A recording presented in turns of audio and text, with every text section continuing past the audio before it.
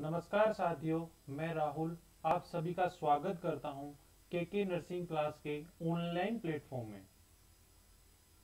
और हम आज जो है साइकेट्रिक के बारे में यहाँ पे पढ़ेंगे। ठीक है, तो साइकेट्रिक जो है वो एक बहुत ही मेन और इम्पोर्टेंट सब्जेक्ट है। यहाँ से साइकेट्रिक में से बहुत सारे क्वेश्चन हर एक एग्जाम में पूछे जाते हैं। तो इसके अंदर भी हम एक बहुत इम्पोर्टेंट टॉपिक पढ़ेंगे, सीजोफेनिया।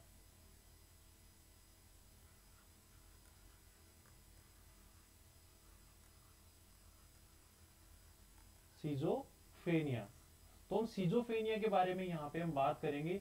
बिल्कुल इसको स्टार्टिंग से पढ़ेंगे और पूरा एंड तक इसका अच्छे से रीड आउट करेंगे। तो आप बने रहिए वीडियो के लास्ट तक, यहाँ से पूरा सीजोफेनिया क्लियर हो जाएगा। और बहुत ही शॉर्ट एंड स्वीट टॉपिक है। और यहाँ से जो भी एग्जाम में क्वेश्चन पूछे गए वहां पे भी हम डिस्कस करेंगे, और जो पूछ सकते हैं क्वेश्चन उसके बारे में भी हम यहाँ पे क्या करेंगे, डिस्कस करेंगे। तो प्लीज वीडियो एंड तक जरूर देखना। और हम स्टार्ट करते हैं सीजोफेनिया। तो ये सीजोफेनिया क्या है? एक डिसऑर्डर है किसका? साइकेट्रिक का। किसका डिसऑर्डर है? साइकेट्रिक का। ये क्या है? Mental illness. ये क्या है? Mental illness. इलनेस मतलब मानसिक बीमारी है। ये क्या है? एक मानसिक बीमारी है। बहुत ही साइकेट्रिक की बहुत ही मेजर बीमारी है ये। ठीक है, तो सबसे पहले सीजोफेनिया जो है हम यहाँ पे देखेंगे सीजोफेनिया है क्या। तो एक मेंटल इलनेस जो है ये इंडियन क्लासिफिकेशन के अकॉर्डिंग दो प्रकार की होती है। कितने प्रकार की होती है? दो प्रकार की होती है। सबसे पहले psychotic, psychotic and neurotic. Psychotic disorder and neurotic disorder.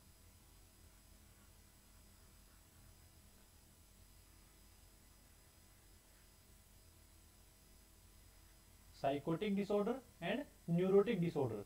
तो जो सिजोफ्रेनिया वो है कौन सा डिसऑर्डर है? न्यूरोटिक या साइकोटिक? साइकोटिक डिसऑर्डर है। ये कौन सा डिसऑर्डर है? साइकोटिक डिसऑर्डर है। लेकिन साइकोटिक में भी कौन सा है? साइकोटिक में भी कौन सा है? तो इसको समझने के लिए पहले हम थोड़ा सा साइकोटिक और न्यूरोटिक के बारे में हम थोड़ा सा क्या करते हैं, यहाँ पे पढ़ते हैं कि साइकोटिक क्या होते हैं, न्यूरोटिक क्या होते हैं। तो एक साइड में हम लिखते हैं साइकोटिक डिसऑर्डर, साइकोटिक डिसऑर्डर। और एक होता है न्यूरोटिक डिसऑर्डर, न्यूरोटिक डिसऑर्डर। ठीक है, तो हम यहाँ पे साइकोटिक और न्यूरोटिक के बारे में एक एक लाइन देखेंगे। तो ध्यान से देखिएगा कि जो साइकोटिक डिसऑर्डर है ये क्या है? Major mental illness, major mental illness. ये क्या है? Major mental illness.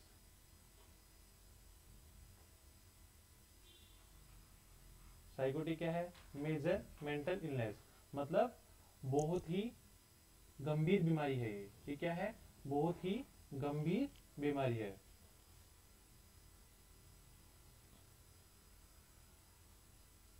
क्या है ये साथियों? बहुत गंभीर बीमारी है। नेक्स्ट न्यूरोटिक के बारे में बात करेंगे। ये क्या है? Minor mental, minor mental disorder. मतलब ये भी बीमारी है लेकिन ये क्या है? इतनी भयानक नहीं है जितनी की साइकोटिक बीमारियां होती है। क्लियर?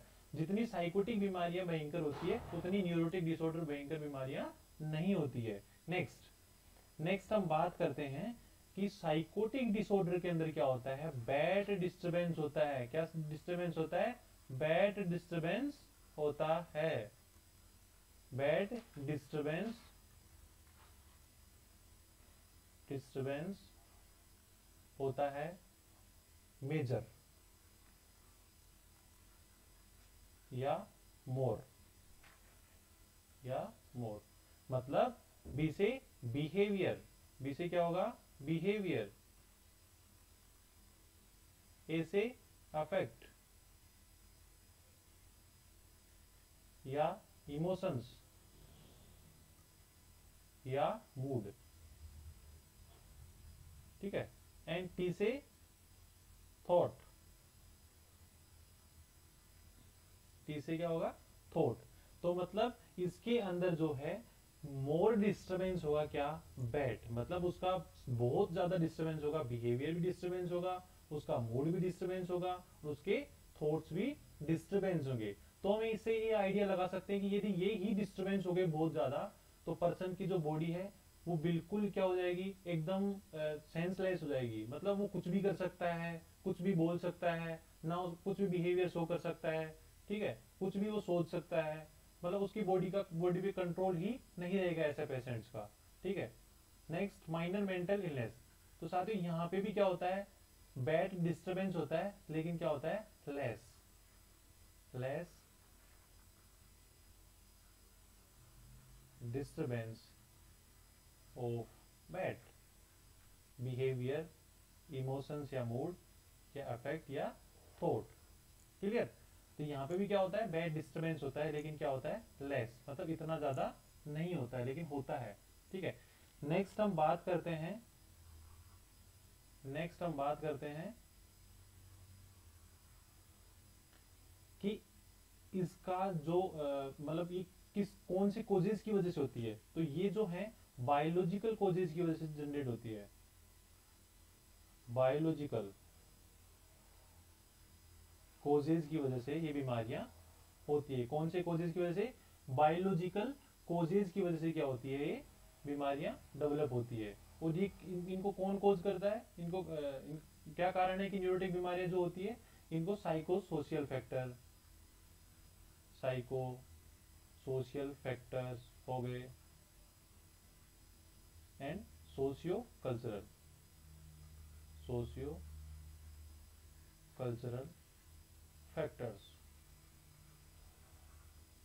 मतलब बायोलॉजिकल कोजेज भी क्या होता है, बायोलॉजिकल कोजेज का मतलब हमारे बॉडी के न्यूरोट्रांसमीटर्स, तो न्यूरोट्रांसमीटर में कोई एबनॉर्मलिटी हो गई हो, मतलब कम ज्यादा हो गया उनके लेवल में, वो किसी भी वजह से हो गए हो, उससे हमें कोई मतलब नहीं, लेकिन अल्टर्ड हो गया हो, जैसे किसी का एक्सीडेंट हो गया, एक्सीडेंट की वजह से न्यूरोट्रांसमीटर का जो लेवल है वो बढ़ गया हो, कम हो गया हो, तो उसकी वजह से वो क्या करेगा, अपना बिहेवियर एबनॉर्मल शो करेगा, उसको पता ही नहीं है कि हमारे सामने कौन है, मेरे को क्या बोलना है, ठीक है, वो कुछ भी सोचेगा, वो कभी रोने लग जाएगा, तो ये क्या एबनॉर्मल बिहेवियर, ठीक है। तो यहाँ पे किसकी वजह से होगी, बायोलॉजिकल कोजेज की वजह से। नहीं, न्यूरोटिक जो डिसऑर्डर है वो साइको सोशल फैक्टर, जैसे कि हमारी किसी से लड़ाई हो गई हो, ठीक है, हम इकोनॉमिक पुअर हो, हम और हमारी किसी हमें हमें किसी ने कह दिया हो, हमारे परिवार में कोई लड़ाई हो गई हो, तो ये सारे फैक्टर्स क्या कोज करेंगे, न्यूरोटिक डिसऑर्डर। नेक्स्ट हम बात करते हैं कि जो इन बीमारियों का मैनेजमेंट, मैनेजमेंट। तो सबसे पहले primary management, primary management, primary management of psychotic disorder क्या होता है, ड्रग्स के द्वारा, किसके द्वारा, ड्रग्स के द्वारा एंड ईसीटी के द्वारा। तो साथ ही बहुत ही इंपॉर्टेंट क्वेश्चन है, क्वेश्चन आता है कि साइकोटिक डिसऑर्डर का प्राइमरी ट्रीटमेंट क्या होता है। तो प्राइमरी ट्रीटमेंट क्या होगा, ड्रग्स एंड ईसीटी। ये बीमारियां बिना दवाइयों के और बिना ईसीटी के ठीक नहीं होती है, क्लियर। नेक्स्ट हम बात करते हैं न्यूरोटिक डिसऑर्डर का मैनेजमेंट, ये कैसे, इनका प्राइमरी ट्रीटमेंट क्या है। तो इनका प्राइमरी ट्रीटमेंट जो है वो किसके द्वारा होगा, साइकोथेरेपीज के द्वारा, किसके द्वारा होगा, साइकोथेरेपी के द्वारा इनका क्या होगा, ट्रीटमेंट इजीली किया जा सकता है। यहाँ पे ड्रग्स की कोई नीड नहीं है, ईसीटी की भी कोई नीड नहीं है, ड्रग्स की थोड़ी बहुत जरूरत पड़ जाती है, ठीक है, बाकी ईसीटी की तो बिल्कुल भी जरूरत नहीं पड़ती, और मोस्ट ऑफ थेरेपीज के द्वारा इनका ट्रीटमेंट किया जा सकता है। नेक्स्ट हम बात करते हैं कि यहाँ पे जो ये पेशेंट होते हैं साइकोटिक डिसऑर्डर वाले, इनका inside inside and judgement, judgement दोनों क्या होते हैं, एब्सेंट होते हैं। क्या होते हैं, एब्सेंट, मतलब उसको खुद के बारे में नहीं पता होता है कि मेरे को क्या हुआ है, मेरे मैं कौन हूँ, मैं कहाँ हूँ, उसको कुछ नहीं पता होता, खुद के बारे में कुछ नहीं पता होगा। जजमेंटल मतलब वो दूसरे को, किसी को जज नहीं कर पाता है, ठीक है, कि मुझे क्या हुआ है, ये कौन है, मतलब ऐसा इसके अंदर क्या होता है, सारा का सारा एब्सेंट होता है, उनको खुद कुछ भी नहीं पता होता है। और न्यूरोटिक में ये दोनों क्या होते हैं, प्रेजेंट होते हैं, दोनों क्या होते हैं, प्रेजेंट होते हैं, मतलब उसको सारा पता होता है कि मैं मेरे साथ क्या हुआ है, मुझे कोई टेंशन है, मैं डर गया हूँ, ठीक है। तो ये सारा क्या होता है, जजमेंट एंड इनसाइट दोनों क्या होते हैं, प्रेजेंट होते हैं। तो इनको हम क्या बोलेंगे, न्यूरोटिक डिसऑर्डर। नेक्स्ट हम बात करते हैं कि जो न्यूरोटिक डिसऑर्डर है वो कौन कौन से होते हैं, कितने प्रकार के होते हैं, साइकोटिक डिसऑर्डर कौन कौन से होते हैं और कितने टाइप के होते हैं। तो सबसे पहले हम बात करते हैं साइकोटिक डिसऑर्डर। साइकोटिक डिसऑर्डर, तो साइकोटिक डिसऑर्डर है वो 3 प्रकार के होते हैं। कितने टाइप्स के होते हैं? 3 टाइप्स के होते हैं। नंबर 1,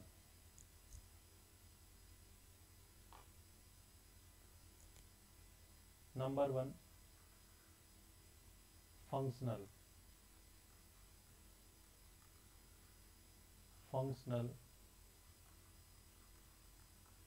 साइकोटिक डिसऑर्डर, ठीक है। Number 2, organic psychotic disorder and others.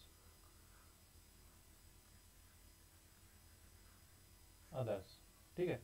तो फंक्शनल है, इसके अंदर 2 डिसऑर्डर आते हैं, 2 बीमारियां आती है। Number 1, schizophrenia.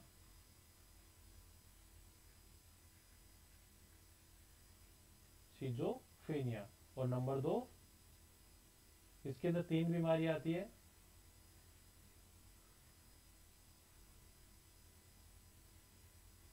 मेनिया, डिप्रेशन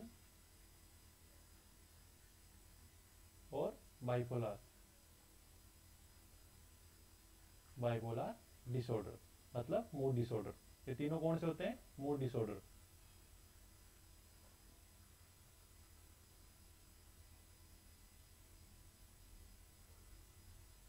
तो क्लियर है कि साइकोटिक डिसऑर्डर 3 टाइप्स के होते हैं। Number 1, functional psychotic disorder. Number 2, organic psychotic disorder. Number 3, others. तो फंक्शनल साइकोटिक में 2 प्रकार के डिसऑर्डर आते हैं, सिजोफ्रेनिया और मूड डिसऑर्डर। मूड डिसऑर्डर 3 प्रकार के होते हैं, mania, depression and bipolar disorder. Next हम बात करते हैं ऑर्गेनिक साइकोटिक डिसऑर्डर। इसके अंदर 2 डिसऑर्डर आते हैं, dementia and delirium. Dementia and delirium, ठीक है। नेक्स्ट अदर जो भी साइकेट्रिक के डिसऑर्डर्स जो बाकी रह गए, childhood psychotic disorder, eating disorder, ये सारे के सारे किसमें आते हैं? अदर्स में। पर्सनालिटी डिसऑर्डर, ये सारे के सारे किसमें आएंगे? अदर्स के अंदर। क्लियर। नेक्स्ट हम बात करते हैं न्यूरोटिक डिसऑर्डर के बारे में।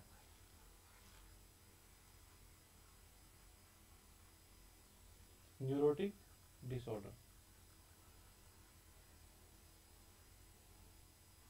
ठीक है। तो न्यूरोटिक डिसऑर्डर है जो है वो कि 4-5 प्रकार टाइप्स के होते हैं, जैसे कि एंजाइटी हो गई, ठीक है, जैसे फोबिया हो गया, पीटीएसडी हो गया, मतलब पोस्ट ट्रॉमेटिक स्ट्रेस डिसऑर्डर, मतलब स्ट्रेस। नेक्स्ट ओसीडी हो गया, obsession compulsion disorder. Next hysteria हो गया।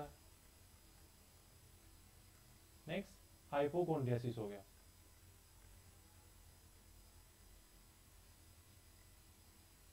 हाइपोकोंड्रियासिस।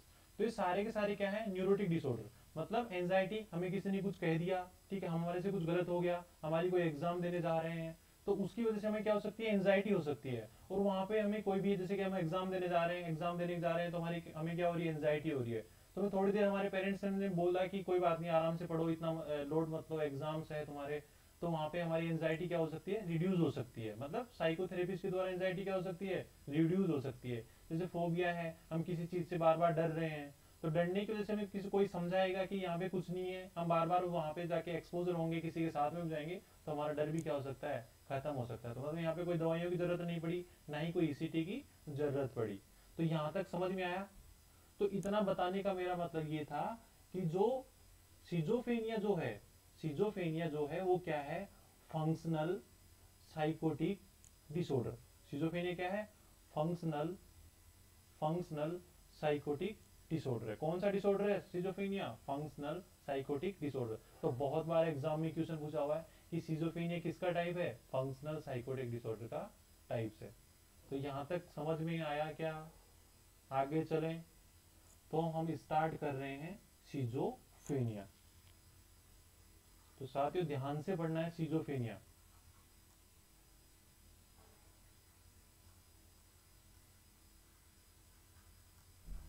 सिजोफ्रेनिया, ठीक है।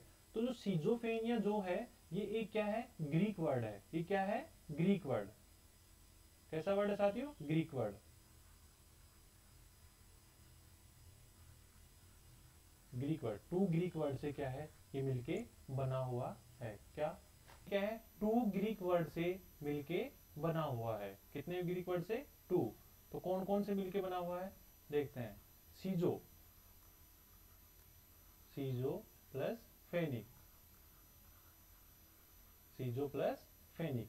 तो जो सीजो वर्ड है इसका मतलब होता है स्प्लिट, एंड जो फेनिक का मतलब होता है माइंड। क्या होता है साथियों, माइंड। जो स्प्लिट है, स्प्लिट का जो मतलब होता है वो होता है विभाजित करना, मतलब अलग अलग पार्ट्स में डिवाइडेशन करना। किस में डिवाइडेशन करना, अलग अलग पार्ट्स में। किसका डिवाइडेशन करना, माइंड का।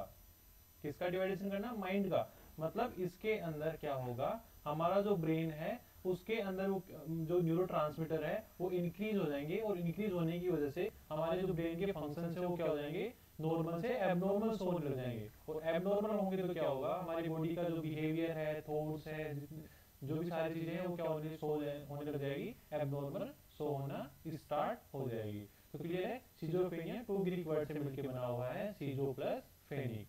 सीजो का मतलब स्प्लिट और फेनिक का मतलब माइंड, मतलब हमारे ब्रेन को अलग अलग भागों में क्या कर देगा, बांट देगा। Clear.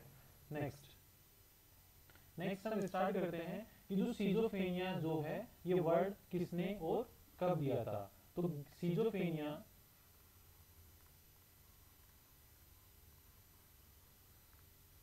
Given by यूगन ब्लूलर।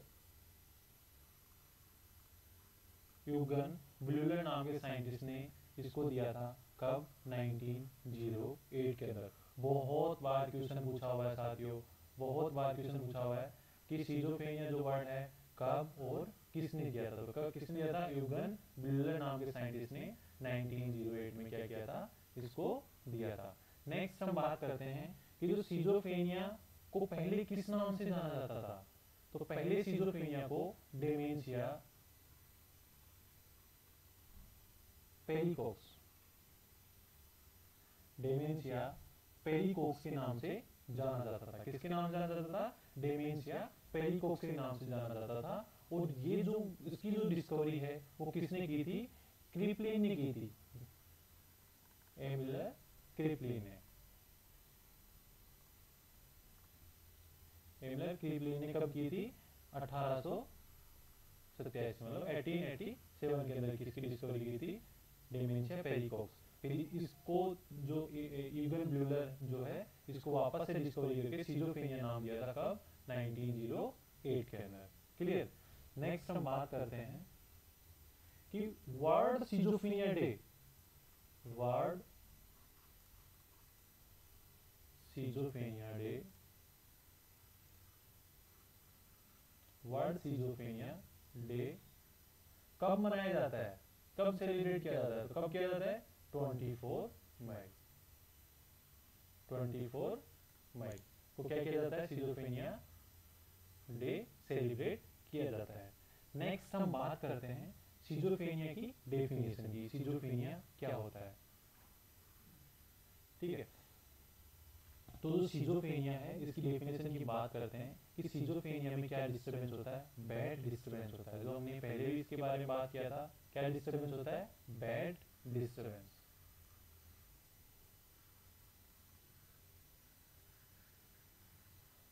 Bad disturbance होता है, मतलब पेशेंट का behaviour, behaviour, mood, emotions, mood या इमोशंस,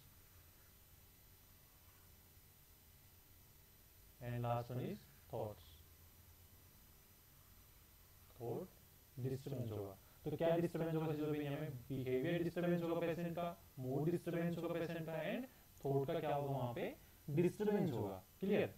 तो जो सिजोफ्रेनिया है इसकी डेफिनेशन की हम बात करेंगे तो सिजोफ्रेनिया जो है ये क्या है, functional, it is a functional psychotic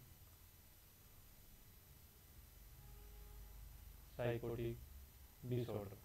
कौन सा डिसऑर्डर है, फंक्शनल साइकोटिक डिसऑर्डर, जो हम पहले देख चुके हैं। ये क्या है, फंक्शनल साइकोटिक डिसऑर्डर है और इसमें क्या डिस्टर्बेंस होता है, in this disturbance emotions, behaviour and thought, क्या क्या होता है, डिस्टर्बेंस होता है। क्लियर। नेक्स्ट हम बात करते हैं कि जो सिजोफ्रेनिया जो है 1% पॉपुलेशन, हमारे देश की जितनी भी, हमारे कंट्री की जितनी पॉपुलेशन है उसकी 1% पॉपुलेशन में क्या देखने को मिलता है, सिजोफ्रेनिया की बीमारी देखने को मिलती है। क्लियर। नेक्स्ट की हम बात करें कि जो लो सोशियो इकोनॉमिकल मोस्ट कॉमन जो सिजोफ्रेनिया है वो किसमें देखने को मिलता है, लो सोशियो इकोनॉमिक वाले पेशेंट्स के अंदर क्या देखने को मिलता है, सिजोफ्रेनिया देखने को मिलता है। जो गरीब लोग होते हैं उनके बार बार बिहेवियर, उनके पास मतलब कुछ प्रॉपर अच्छे से डाइट नहीं ले पाते हैं वो लोग, प्रॉपर मतलब उनके माइंड में ऑलमोस्ट मतलब वही स्ट्रेस में बार बार एंजाइटी का होना, तो ये सारी कंडीशंस उनमें देखने को मिलती है। तो इसलिए क्या डिस्टर्बेंस होता है उसका, उनका बैड डिस्टर्बेंस हो जाता है और लॉन्ग टाइम तक उनको बीमारी जो होती है उसका वो ट्रीटमेंट भी नहीं करवाते हैं। ठीक है। नेक्स्ट हम बात करते हैं कि सिजोफ्रेनिया में जो है डोपामिन का लेवल इंक्रीज होता है। किसका, डोपामिन लेवल इंक्रीज। किसका लेवल इंक्रीज होता है साथियों, डोपामिन का लेवल यहाँ पे क्या होता है, इंक्रीज होता है। और डोपामिन क्या है, न्यूरोट्रांसमीटर है, न्यूरोट्रांसमीटर। ठीक है। तो यहाँ पे किसका लेवल इंक्रीज होगा, डोपामिन का लेवल क्या होगा, इंक्रीज होगा। नेक्स्ट हम बात करते हैं क्लासिफिकेशन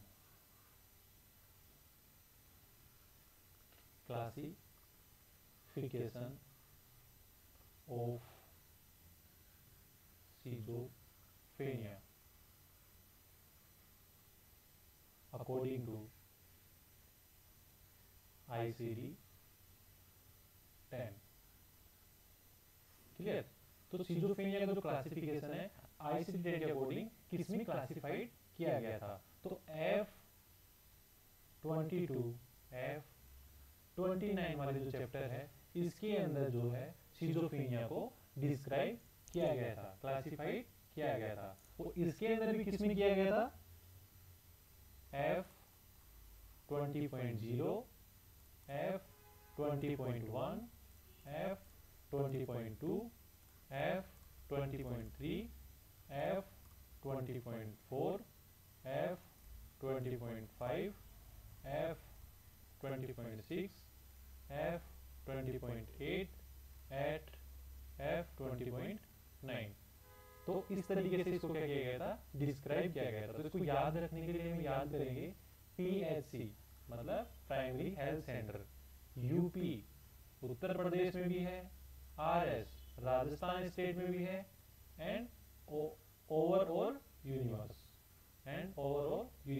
ये पूरे वर्ल्ड के अंदर, पूरे यूनिवर्स के अंदर क्या है, PHC है। PHC यूपी RS OU मतलब PHC यूपी में भी है, राजस्थान स्टेट में भी है और ऑल ओवर यूनिवर्स में भी है।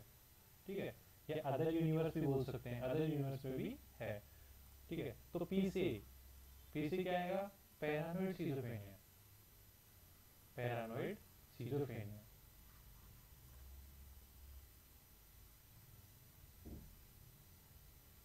नेक्स्ट एच से hebephrenic schizophrenia,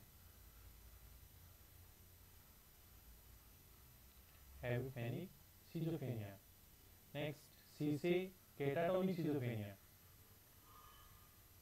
catatonic schizophrenia. U से अनडिफरेंशिएटेड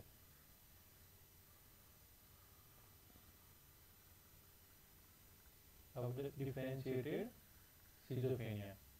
नेक्स्ट पी से पोस्ट सिजोफ्रेनिक सिजोफ्रेनिक डिसऑर्डर।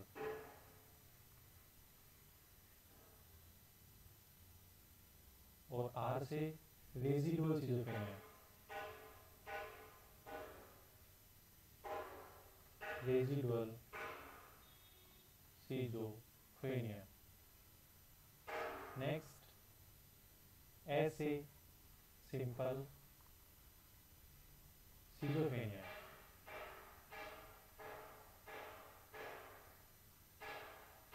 ओ से अदर्स और यू से unspecified, unspecified schizophrenia. PHC, UP, RS, OU, मतलब सिजोफ्रेनिया को जो है अलग अलग आईसीडी के अकॉर्डिंग अलग अलग क्लासिफाइड इसमें किया गया है। F20.0 paranoid schizophrenia, F20.1 hebephrenic schizophrenia, F20.2 catatonic schizophrenia, F20.3 undifferentiated schizophrenia, F20.4 post schizophrenic disorder, F20.5 residual schizophrenia, F20.6 simple schizophrenia, F20.8 others, F20.9 unspecified. यहाँ पे 7 नहीं है। क्लियर? तो यहाँ तक समझ में आया कि हमने यहाँ पे जनरल सा इंट्रोडक्शन देखा था कि सिजोफ्रेनिया क्या है, साइकोटिक फंक्शनल डिसऑर्डर है। ठीक है, सिजोफ्रेनिया क्या होता है, इसके अंदर बैड डिस्टर्बेंस होता है। इसका जो सिजोफ्रेनिया की जो डिस्कवरी है किसने और कब की थी, 1908 में किसने की थी, यूगन ब्यूलर नाम के साइंटिस्ट ने की थी। इसको पहले डिमेंशिया पेरिकोक्स के नाम से जाना जाता था। कब, 1887 के अंदर, जो किसने था, डॉक्टर एमिल क्रेपलिन ने इसको डिमेंशिया पेरिकोक्स के नाम से डिस्कवरी की थी। उसके बाद में इसका सिजोफ्रेनिया जो नेम है वो यूगन ब्यूलर ने 1908 में इसका सिजोफ्रेनिया नाम दिया। नेक्स्ट हमने बात किया कि हमारे इंडिया की जितनी पॉपुलेशन है तो उसमें 1% लोगों को जो है सिजोफ्रेनिया की बीमारी देखने को मिलती है।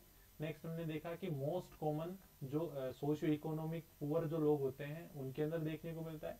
नेक्स्ट हमने इसमें बात की कि इसकी क्लासिफिकेशन के बारे में। तो क्लासिफिकेशन इसका हमने 8 प्रकार का क्लासिफिकेशन देखा, जिसमें पीएससी, यूपी, आरएस, ओयू। तो अब हम इनको एक एक करके क्या करेंगे, यहाँ पे रीड आउट करेंगे। क्लियर?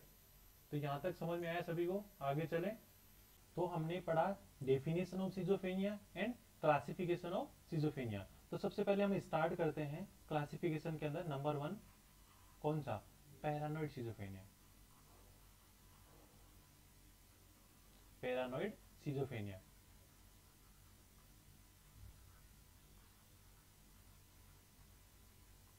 पैरानोइड सिजोफ्रेनिया बहुत ही इंपॉर्टेंट सिजोफ्रेनिया का एक टाइप है। तो सबसे पहले इसमें क्वेश्चन जो है वो ये आता है कि most common type of schizophrenia. Most common type of schizophrenia कौन सा होता है, पैरानोइड सिजोफ्रेनिया। क्लियर? नेक्स्ट हम बात करते हैं, नेक्स्ट हम जो है बात करते हैं कि इसका जो ऑनसेट है वो क्या होता है, ग्रेजुअल। Onset is gradual.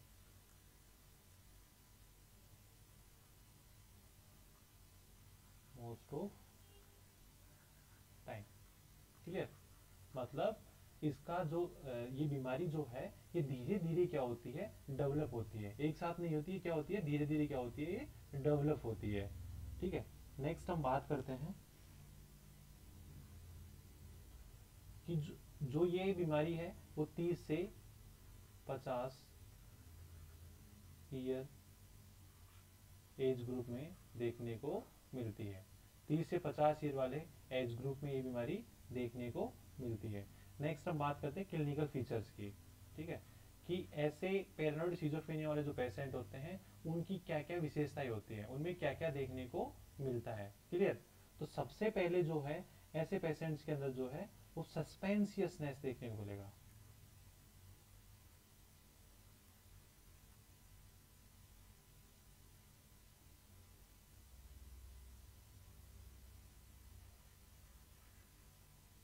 क्या देखने को मिलेगा, सस्पेंसियसनेस।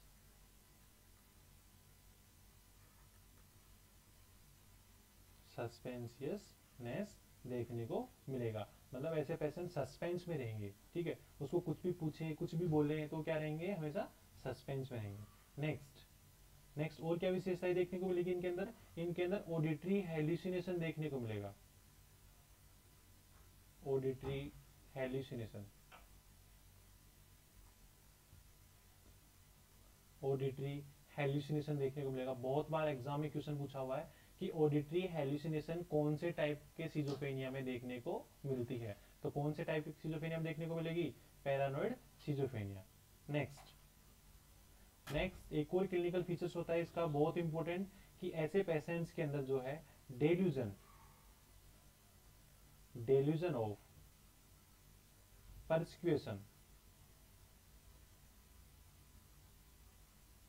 डेल्यूजन ऑफ परसिक्यूशन देखने को मिलता है। मतलब वो गलत परसीव करना, जैसे उसको लगेगा ऐसे पेशेंट को कि मेरा फैमिली मेंबर ही मेरे को क्या करना चाहता है, मेरा बुरा चाहता है, मेरे को मारना चाहता है, ऐसा उसको क्या रहेगा, डेल्यूजन, मतलब उसको भ्रम रहेगा। और ऑडिटरी हेलुसिनेशन मतलब वो सुनने में क्या करेगा, वहां पे गलत परसीव करेगा कि कोई रूम में जाएगा तो उसको आवाज आएगी, वो बोलेगा कि मेरे को किसी की आवाज आ रही है, लेकिन वहां पे रियल में कोई भी आवाज वहां पे देखने को नहीं मिलेगी, लेकिन उसको लगेगा कि मुझे किसी की आवाज आ रही है। और डेल्यूजन ऑफ परसिक्यूशन मतलब उसको गलत परसीव होगा, उसको फैमिली मेंबर्स को ऐसे सोचेगा वो कि ये लोग मेरे को क्या करना चाहते हैं, मारना चाहते हैं। तो ये बहुत इंपॉर्टेंट है, बहुत बार क्वेश्चन पूछा हुआ है यहाँ से कि डेल्यूजन ऑफ परसिक्यूशन और ऑडिटरी हेलुसिनेशन कौन से टाइप की सिजोफ्रेनिया में देखने को मिलती है।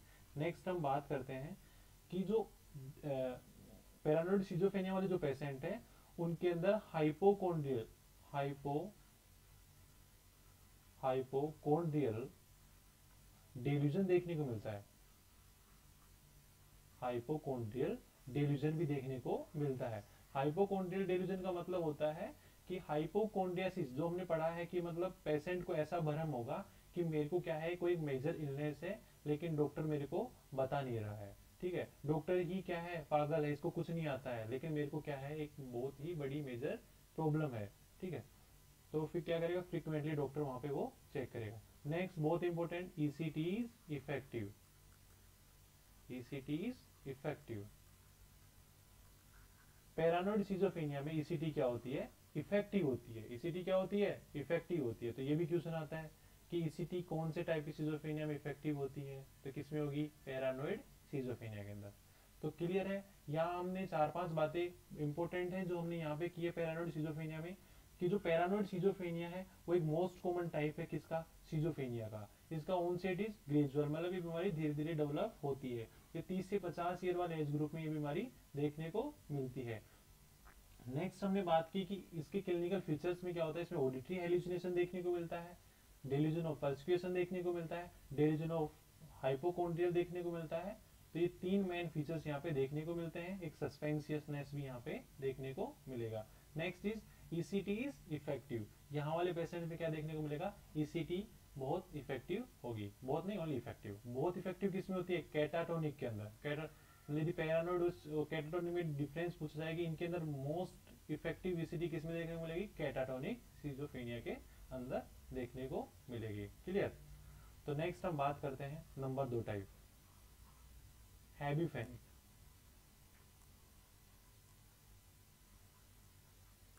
हैबीफेनिक सिजोफ्रेनिया, हैबीफेनिक सिजोफ्रेनिया मतलब हैबीफेनिक का हमने देखा है कि जो भी रोड पे जो लोग घूमते रहते हैं, जो इनके पास कपड़े नहीं होते हैं, बिना बिना कपड़ों में जो घूमते रहते हैं और एकदम गंदे टाइप के जो पेशेंट्स होते हैं, उनको बोलते हैं हैबीफेनिक सिजोफ्रेनिया। मतलब नॉर्मल से हम आइडिया लगाए तो जो एकदम गंदे टाइप के जो पेशेंट होते हैं वो होते हैं कौन से टाइप के वाले होंगे, वो हैबीफेनिक सिजोफ्रेनिया के अंदर। तो इसमें हम देखते हैं कि इसको डिसऑर्गेनाइज सिजोफ्रेनिया के नाम से भी जाना जाता है। किसके नाम से,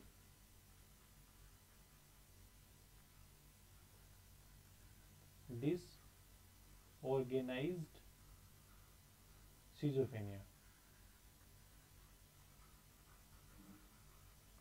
तो एक क्वेश्चन आता है कि डिसऑर्गेनाइज सिजोफ्रेनिया किसका दूसरा नाम है, तो किसका दूसरा नाम होगा, हैबीफेनिक सिजोफ्रेनिया का दूसरा नाम। मतलब इनका कोई ऑर्गेनाइजेशन नहीं होगा कि कहाँ पे हमें क्या करना है, कहाँ पे खाना खाना है, कहाँ पे कपड़े पहन के जाना है, कुछ भी नहीं पता होगा। एक हर कहीं कपड़े उतार देंगे, कहीं पे मास्टरबेशन स्टार्ट कर देंगे, कहीं पे भी यूरिन पास आउट कर देंगे, तो ऐसे पेशेंट कौन से होते हैं? हैवीफेनिक सिजोफ्रेनिया वाले।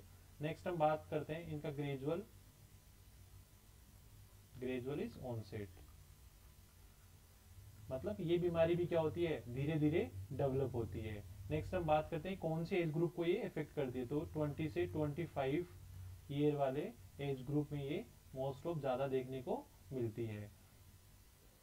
नेक्स्ट हम बात करें इसके बारे में कि इसका जो क्लिनिकल फीचर्स जो है वो क्या होता है, मतलब इसके अंदर क्या क्या विशेषताएं देखने को मिलती है। तो यहाँ पे क्या क्या देखने को मिलेगी, क्या क्या विशेषताएं देखने को मिलेगी यहाँ पे, मतलब इनका जो बिहेवियर है वो कैसा होगा? डिसऑर्गेनाइज्ड बिहेवियर, देखने को मिलेगा। डिसऑर्गेनाइज्ड बिहेवियर यहाँ पे क्या करने को मिलेगा? देखने को मिलेगा। और ये कहीं भी क्या कर देंगे? यूरिन पास आउट कर देंगे।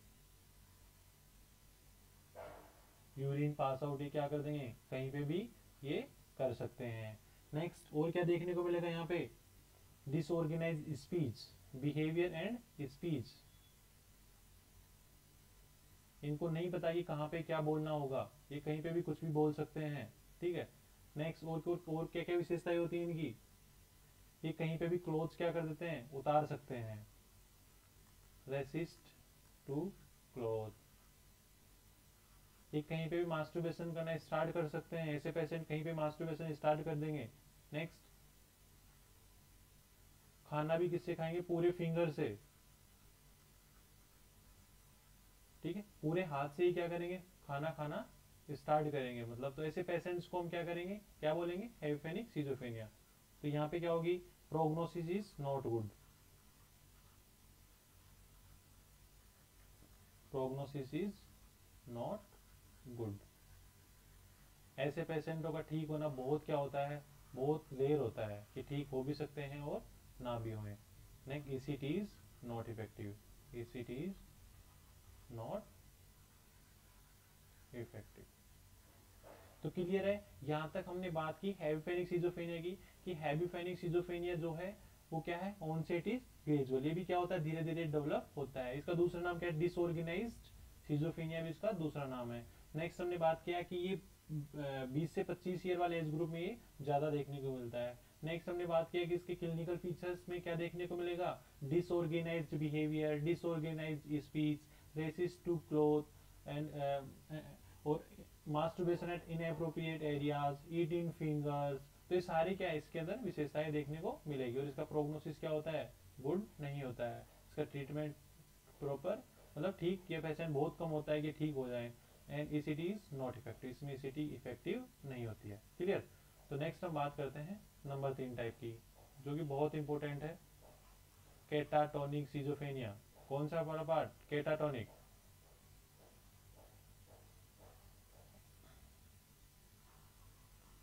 Catatonic schizophrenia,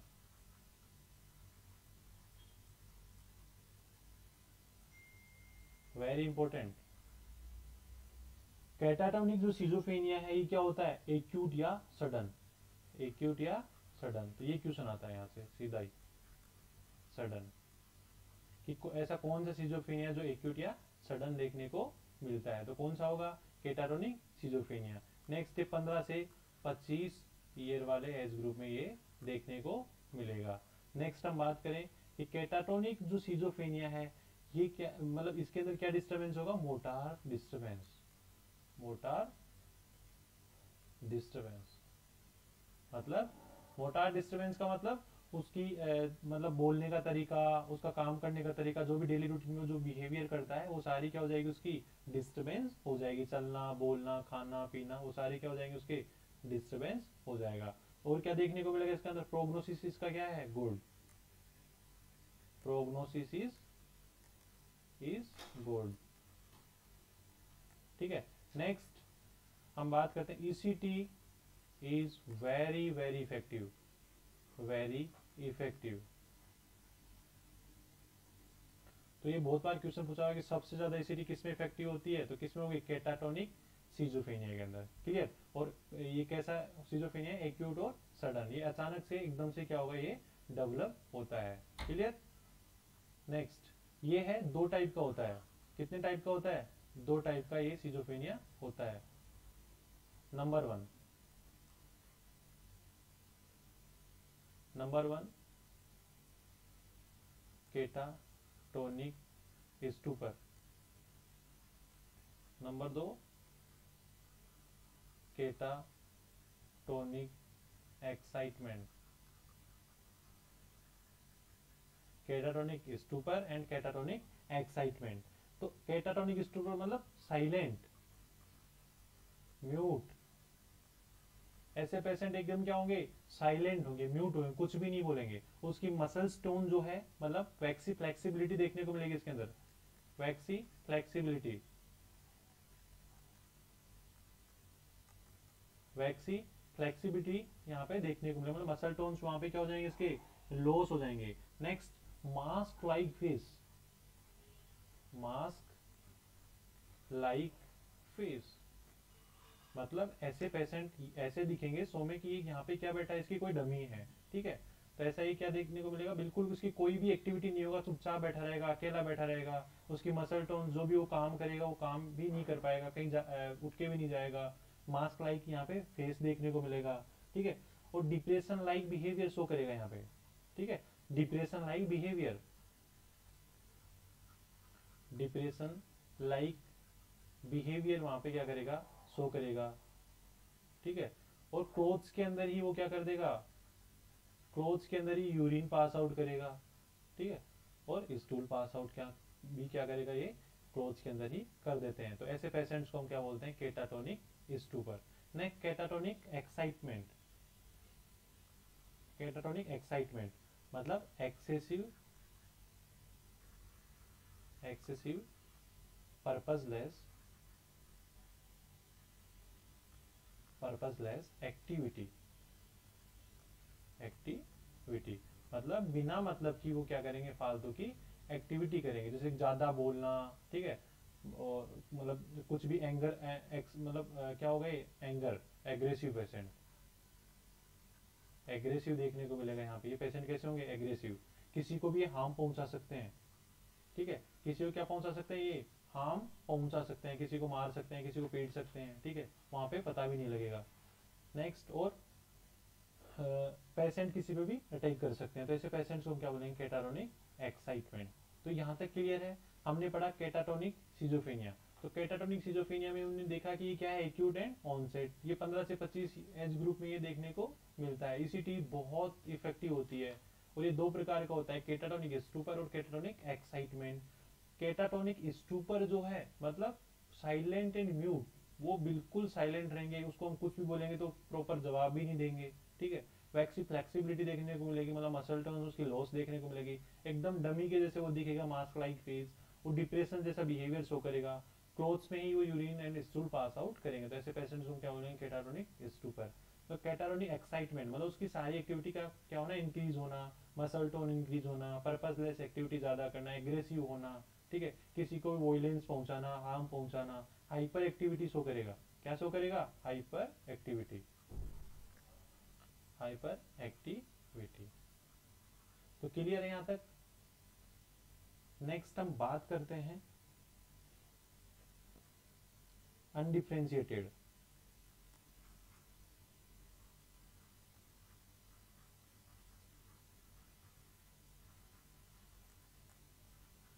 undifferentiated schizophrenia.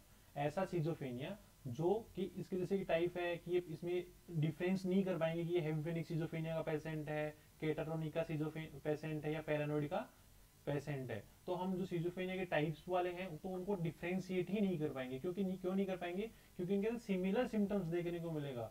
उसके अंदर पैरानोइड के भी देखने को मिलेंगे, हेविफेनिक के भी देखने को मिलेंगे, और केटाटोनिक के सिम्टम्स भी वहाँ पे, क्लिनिकल फीचर्स वहाँ पे देखने को मिलेगा। तो यहाँ पे हम क्या नहीं कर पाएंगे, डिफरेंशिएटेड नहीं कर पाएंगे, उसको हम बोलेंगे अनडिफरेंशिएटेड सिजोफेनिया, ठीक है।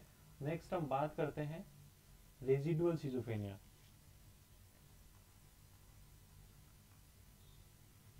रेजिडुअल सिजोफेनिया, देखिए क्या होता है रेजिडुअल सिजोफेनिया। रेजिडुअल जो सिजोफेनिया जो होता है, पास्ट मतलब पहले की कोई बीमारी, मतलब पहले मतलब सिजोफ्रेनिया डायग्नोस्ड हो चुका है, पहले ये बीमारी हो चुकी है उसको, फिर वापस से वो क्या हो गई, रिवाइज्ड हो गई, रेजिडुअल मतलब रिवाइज्ड हो गई वही बीमारी, ठीक है। मतलब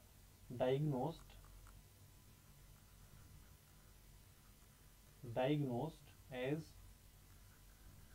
सिजोफ्रेनिया इन पास्ट, तो ये वापस से क्या हो गई, रिवाइज्ड हो गई, रिवाइज्ड हो गई, तो उसको हम क्या बोलेंगे, रेजिडुअल सिजोफ्रेनिया, ठीक है। तो इसके अंदर जो है नेगेटिव सिम्टम्स ज्यादा देखने को मिलेगा। कौन से symptoms, negative symptoms, negative symptoms show करेगा ये, एंड पॉजिटिव भी करेगा, पॉजिटिव भी करेगा बट रेयर, ठीक है। ज्यादा कौन से देखकर शो करेगा, नेगेटिव सिम्टम्स यहाँ पे शो करेगा। और ये कैसे देखने को मिलेगा, एक ऑनसेट इज एक्यूट, ये अचानक से ये बीमारी डेवलप होगी पेशेंट के अंदर, ठीक है। तो इसको हम बोलेंगे रेजिडुअल सिजोफ्रेनिया। नेक्स्ट हम बात करते हैं सिंपल सिजोफ्रेनिया।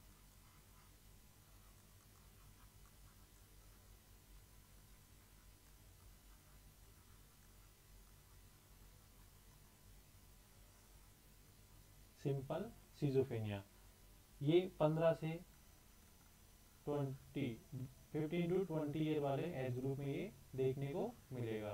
नेक्स्ट इसका जो ग्रेजुअल क्या होगा, onset, onset is gradual,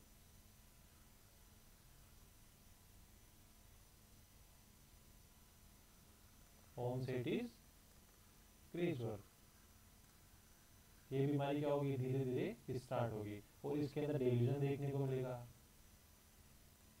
and hallucination, hallucination देखने को मिलेगा। ECT is not effective, not effective, prognosis is poor, is poor, मतलब इसका ट्रीटमेंट क्या है, एकदम कम है, मतलब बहुत रेयर है कि ऐसे पेशेंट ठीक हो सके। ECT भी इसमें काम नहीं करती है, डेल्यूजन और हेलुसिनेशन भी यहाँ पे देखने को मिलता है, ऑनसेट इसका ग्रेजुअली होता है, ठीक है। एंड ये 15 टू 20 ईयर वाले एज ग्रुप में देखने को मिलता है। तो ऐसे सिजोफ्रेनिया को हम क्या बोलेंगे, सिंपल सिजोफ्रेनिया।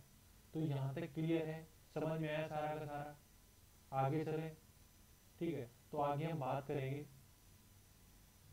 इसकी ईटियोलॉजी के बारे में,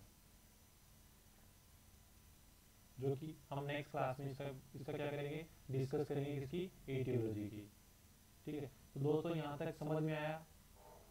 आज की क्लास में हमने पढ़ा सिजोफ्रेनिया, सिजोफ्रेनिया की इंट्रोडक्शन, उसकी डेफिनेशन एंड उसके क्लासिफिकेशन, जो कि बहुत इंपॉर्टेंट है। यहाँ से कम 2 से 3 क्वेश्चन पुट अप होते हैं, सीधे one line two line question आएंगे, प्रीवियस ईयर के क्वेश्चंस वहाँ पे आप सोल्व कर सकते हो यहाँ तक के, ठीक है। एक बार देखना बुक से। और आज की क्लास में जो भी हमने पढ़ाया बहुत ही इंपॉर्टेंट था, ठीक है। तो इसको यहाँ तक देखना है और अच्छे से वीडियो को समझ के यहाँ से क्वेश्चन करना है। Thank you so much, join this class, tata bye bye.